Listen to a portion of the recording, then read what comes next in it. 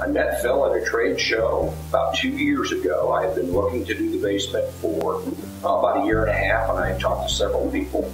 And the interesting thing with most of them was they kept bugging me about coming out to give me a quote. And they would call, and they would call, and they would call, and I would let them come out. Well, finally, they came out, did the quote, never called back.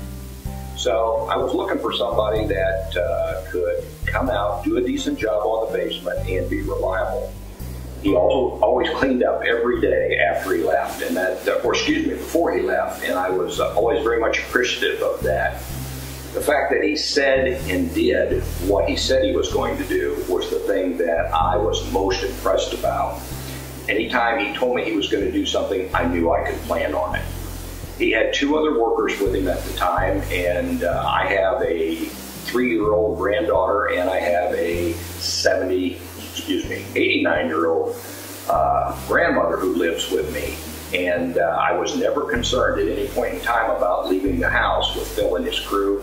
They got along with everybody very well. In fact, my granddaughter probably bugged him a little bit too much. But the key was, whatever he said he was going to do, he did. He did it in a timely fashion. He gave me a schedule every week about what was going to be done. If there was a reason that the schedule needed to be altered, where, for instance, if things couldn't be delivered on time, that kind of thing, he always let me know. So the nice thing was I always knew where I was in the project and always knew what to expect.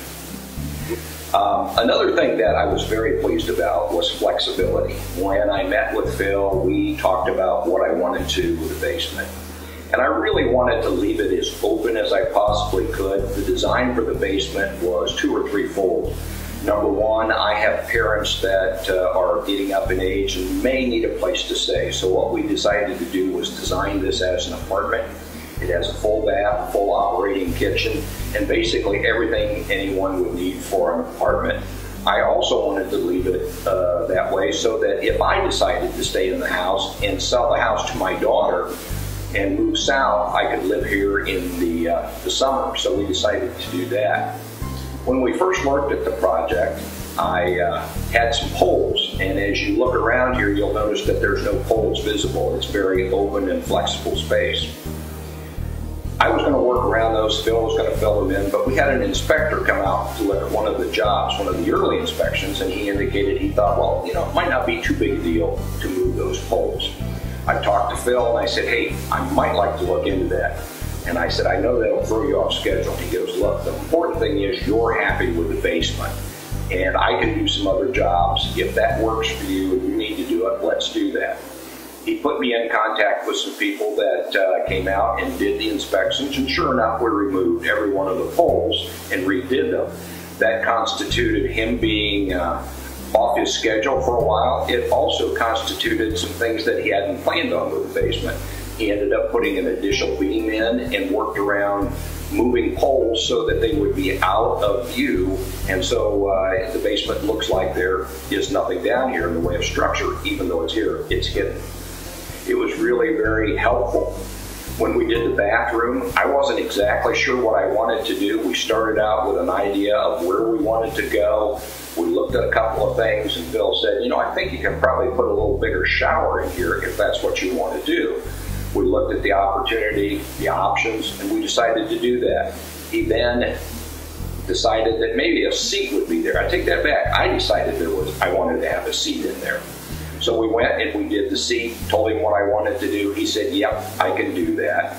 He was flexible enough with me from the standpoint I asked him when we got to parts of the basement where I was going to be bringing things in other words, could I bring in my own appliances, my own fixtures, that kind of thing. He had absolutely no problem with that.